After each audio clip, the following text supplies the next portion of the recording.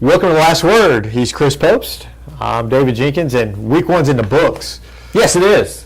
Excited. I'm excited. I love week one. You kind of get a little feel about what the teams are, but you know what? You kind of don't in a way, because there's a lot of blowouts first week. Yeah. A lot of teams that are outmatched. A lot of, you don't really know where a lot of teams are right now. But hey, it's good to get that first week out of the way. You got to cover the closest game of the week, 54-7. That was the closest game in our area this week. 47-point margin. That was the closest game that we covered anyway. But the great thing about week one is we go into week two. And week two, things we start to get some better games. Mm-hmm. That week one, a lot of teams schedule games that they can kind of roll, mm-hmm. and they know they're going to roll. Yeah. Get it out of the way. Kind of like you said, kind of see what you have, but a lot of people play and everything. Now you kind of get into a little bit tougher games, and we got some of those this week. We've got one down in the Boot Hill that's going to be a knockdown dragout. It's proven over the last few years to be literal knockdown and dragout. Oh, that's a long time ago. What are you gonna bring that up for? Because it was a knockdown dragout. That was. It was a glorified pushing match is what it was. You don't get bench clearing brawls where people come out of the stands and get arrested very often. That's true. Malden and Caruthersville are two teams that do not like each other. No, and that's whatsoever. True. They do not like each other. There's no love lost for sure, and it's Caruthersville. I think felt a little slighted a little bit because they've kind of ruled that district for a long time, and then Malden came in a couple years ago and just started, had got on a winning streak against them. I don't think they like that too much. No, they don't. Caruthersville, I think, had won 8 in a row. I've got it right here. They'd won, 8 in a row, and 13 of 14. And then Malden said, "Wait, we're not going to have that anymore." Yeah. They won the last 4, and Malden, the runner-up in Class 2. Caruthersville wants that district title back, and they want to get back on top. And this is kind of the first step that they could take toward that. Malden lost some players from last year. You would think that they're going to be down. Then they put up 66 in their first game against New Madrid, which New Madrid's not a top team this year. They're new still coach trying to get a new rebuild a little bit, but at the same time, putting up 66, all of it in the first half. That's pretty impressive. Yeah, they have new faces, but the whole Malden scheme and the whole Malden way isn't gone yet. They have some guys that's kind of been waiting to kind of take their spot and take some senior spot, and here they are, have their time to do it. And new quarterback, new running back, new wide receivers, new everything, but they still in the system. They know they just watched those guys before them and know what's going on. So, I expected just a little bit of a drop off from Malden, but not much. I know Mason Brown takes over quarterback for Chapin Riley. Chapin Riley been the starter for 4 years. Yeah. Mason Brown takes over and gives him a little bit of a dimension. He runs the ball some, where Chapin was just definitely a pocket passer. He runs. Mason Brown runs the ball some. Ran for 3 touchdowns, over I think 120 something yards last week. That's a different dimension that Malden hasn't had in a while. It makes him a little bit tougher to defend. And Trey Stevenson takes over at running back, and he had a great game, 170 yards. Plus their offensive line is where it's at. I mean, it is. They win and lose games with that offensive line, and I think that's going to be a big benefit for them going in against Caruthersville. They have players on the line that would rival Class 4, Class 5 size. They do. And you don't see that a lot in Class 2. You're right. That gives them a definite advantage. And I saw him at the Jamboree and Mason Brown. I didn't realize he had that because they didn't show it at the Jamboree. They don't show that stuff. Right. But you knew what Stevenson had. He showed glimpses of that against Caruthersville last year. But Malden's, they're going to be good again, and they've proven it. And let's just go ahead and jump into that matchup between Malden and Caruthersville. I saw Portersville last week. Lamont Bell takes over quarterback. He's got. He's a little bit Peyton Faulkner-ish, I guess you could say. He doesn't maybe quite have the arm or the quarterback mind yet. He's just an athlete out there, and I'm not saying he's just I did say that, but he's not just an athlete. He's got a little bit of an arm, but he's got to kind of grow into that mold a little bit more. It was his first game at quarterback, but with him, he kind of brings a little bit more of a running style to the quarterback situation. A lot more QB draws, a lot more stuff like that. But I think he did a good job against Portersville. They got to pick it up a little bit in other places. The line kind of folded a little bit a few times, and just kind of little mistakes here and there. First, 21 penalties that for sure is going to hurt them against Malden. If they repeat anything like that, that will definitely hurt them. But I see Malden taking over again, making it 5 straight this week. I think it's close. I think Caruthersville keeps it close. They're better than what I think some people are giving them credit for. But Caruthersville, they want this game. This game, they circle it on the calendar, and last week they got off to a good start, which they haven't had in a while, playing Liberty to start off the season. I think Caruthersville keeps it close. You go with the King, though, you best not miss, and that's from The Wire, folks. That's a great show. I've been waiting to say that for a long time. Yeah, how you loaded it up. And but I'm gonna take Malden because until somebody beats them, I'm taking them. And I did the same thing with Caruthersville a few years ago, and Malden finally knocked them off. And this year, I think it's going to be close, but I'm going to take Malden until somebody beats them. And I think Caruthersville came close last year. In that we were at the district championship game, and they played them pretty close, but Malden pulled it out. I think it's going to be about kind of the same thing. That regular season game last year was 1 point, right? I believe if I'm right. 1 point, and then I think it was 42-33 in the district game. So 2 close games last year. Both teams, they know each other really well. They've been playing each other twice a year now for the last few years. It's going to go. I think it's going to be a great game. Malden 28, Caruthersville 27. I think anything like that. I think there's going to be more points scored, but because I think both teams have an explosive offense. But I think you're close. I mean, it's going to be a 1-possession game. I think at the end. Look at some other games. Another game to look at, in my mind, I think it's going to be a close game, is Kennett at Sykeston. I know some people are thinking Sykeston's just going to roll, but I don't see it. I saw Sykeston play Friday night against Charleston, and they look dominant against Charleston. They kind of took them a while to get going. But I think Kennett is going to be a team that can kind of give them some problems. They have athletes. They can throw the ball a little bit with Peyton Maddox, I believe is his name, at quarterback. And I think Sykeston wins, but I think it's closer than some people think. The days of Sykeston just absolutely rolling everybody is over. They don't win that way anymore. They might beat you a couple touchdowns, stuff like that. That just doesn't happen a lot. I'm with you. Kennett, they lost Edward Wilson. They lost a couple guys like that, but. I don't think they're, like you said, I don't think they're as bad as what people maybe think they will be, after losing a lot. Having said that, playing Sykeston is a different beast because I don't think they play those. I mean, Sykeston's not huge, but they're still a Class 4 school with a little bit more depth than a lot of other schools.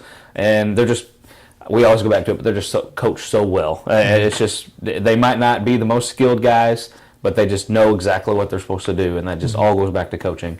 And that's always my, when you look at a close Sykeston matchup, that's always a factor for me. And I've got Sykeston winning 24-19, and I feel like they're just kind of going to grind this one out a little bit. I've got 28-24, exact same thing you just said. I think, it comes down to the end. I think Sykeston will be able to make a stop when they need it, just because their defense, both defenses swarm to the football, which, you don't see a whole lot. I expect to see more of that in high school football, but you don't see it a whole lot where you have 11 hats around the football whenever, it happens. Oh, there's only a few teams that do that.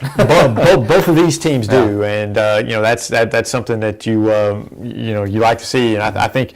But I think, defensively, Sykeston's a little bit better than Kennett. I think that pulls out for him at the end. Defense for Sykeston seems to always be an edge a little bit, and people don't realize. Especially run defense. They don't give up a lot. Right. They don't at all. And people don't realize that's always been a strength. Even with their great offensive teams, they've always had that stout defense. I think the way you beat Sykes is you throw the ball. Yeah. I think because it's that kind of takes away a lot of the stuff that you want to do if you can throw the ball and if they can protect the quarterback and throw the ball. You don't throw the ball very well around here, Jinx. I know. That's why Sykes wins a lot of games. I've seen a few outside schools. They can throw it a little bit better than we can a lot. That's why Sykes wins a lot of games. Anyway, let's jump into another matchup that I think is going to be there's a lot of toss-ups this week, I think. Portersville goes to Chaffee. I'd like to talk a little bit about that game. You saw Portersville last week. Portersville did not look good the first quarter, first half. Their line was just not there. They could not run the ball, and it was more Ian Torrey kind of running for his life, making things happen. And he did that. He did do that. But they just didn't really generate a lot of offense. And defense, they just turnovers. Just had tons of turnovers as well. And his first game, hopefully they got out of the way. Their line did not give me very much confidence going into this next game, but I still have them going over Chaffee. And Chaffee is an improved football team. They have the Tinkoff kid, Leighton Tinkoff, who he's growing into. He's a sophomore now, and even as a freshman, he was dynamic. But I have Portersville edging this one out just slightly. I'm the same. Portersville close, but Chaffee would not surprise me if Chaffee win this game. Not at all. Chaffee's much improved. They like to run the football, and when they need to throw, they've got Leighton Tinkoff, like you said. So I think they're a little more balanced than Portersville actually. And so we'll see. I think it's going to come down to defense. Chaffee really struggled defensively last year. They seem to have improved this year, but how much we'll find out Friday night. When Portersville comes down, because Portersville will score against Chaffee. It just depends on how good that Chaffee defense is. I think Portersville squeezes it out, but it's a close one. The only problem I have with Chaffee is remembering if it's Leighton or Landon. It's Leighton, I believe. Is it Leighton? Yeah. Is it Landon or Leighton? I don't know.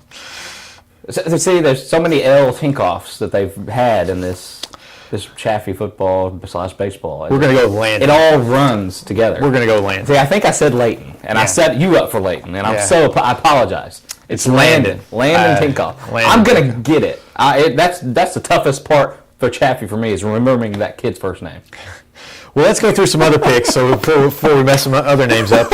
Charleston at Hayti. I think Hayti, a great win over Thayer last week, 26-0. I think they roll over Charleston. That's another Hayti team. I'd like to talk a bit more because I think they're going to be pretty good. But yeah, they roll over Charleston. Excuse me. My bad. Wow, you need to wake up. I do, man. Yeah, babies. We got Crystal City at Kelly. Ouch. Crystal City's going to win this one. It's going to be a long year for Kelly, I believe. And they're young, but that's okay. Are you sure you wanted to start football? East Prairie at Jefferson. This is another game I think is going to be. We didn't really get into this one. I wish we would have. Jefferson, they will run the ball on every down, and they have an offensive lineman, Shane Clinton. He's 6'7", 295, going to Arkansas. 6'7", 295. But I still think East Prairie, with their speed, they can get to the corners. I think they're going to win, but it's a close one. Yeah, this is Jefferson. I think is the team that Chaffee just got into an absolute score fest with last year. I don't know if they'll be able to stop anybody. East Prairie can score. I'm going with East Prairie. Lindbergh at Jackson. Nathan Norman coming home to Jackson, bringing his new team down there. But I think Jackson gives them kind of a rude awakening. I think I heard the Norman Bowl thrown around somewhere, like a name for this game. But yeah, I think Jackson wins this one. Perryville at St. Pius X. Perryville, lost a close game to DeSoto last week. I think they get this one. I'm getting Perryville as well. Perryville 35-18. Poplar Bluff at Dexter. All I have to say is this: Poplar Bluff has beaten Dexter 23 of the last 24 times they played. So he's going Dexter. I'm going Poplar Bluff. It was 2006 is the only time that Dexter squeezed one out. So you're saying there's a chance? I'm saying there's no chance. Poplar Bluff. There's a chance. There's no chance. I got Poplar Bluff as well, and their stadium is very nice, by the way. I'd like to go and get a game in there. Scott City and St. Vincent. Scott City looked good this first week. Yeah, they always do. They always start season off, then injuries kind of take their toll. If they can stay healthy, they've got a chance to have a really good team, but they've got to stay healthy. They roll over St. Vincent. They get St. over Vincent. That's still hiding after what Valley did to them. They're in the corner sobbing. Another good game between Cape Central St. Charles West. This kind of turned into a little bit of a rivalry between them over the last few years. Cape Central went on the road to Mountain View Liberty and kind of lost it at the end. But I think they get their first win this week. Yeah, it didn't really surprise us. We talked about last week. The Liberty's a good team. It kind of surprised me that how they folded in the fourth quarter, but it's early and they're with the new coach. I think they rebound this week and beat St. Charles West. But it's a close game. But I think there's too many athletes for Cape Central. I think they pull it out. Agreed. And our last game on the dais is Thayer and New Madrid County Central. Thayer got shut out by Hayti last week. They're not as good as maybe they have been in the last few years. They're kind of rebuilding mode, new players, new faces. Having said that, New Madrid is also kind of still old faces, but rebuilding. I'm going to take Thayer in a close one. Thayer, they lost all their skilled players. Offensive line still returns. That's always been the weakness is line play for New Madrid the last few years. I think Thayer wins the game because of their line play.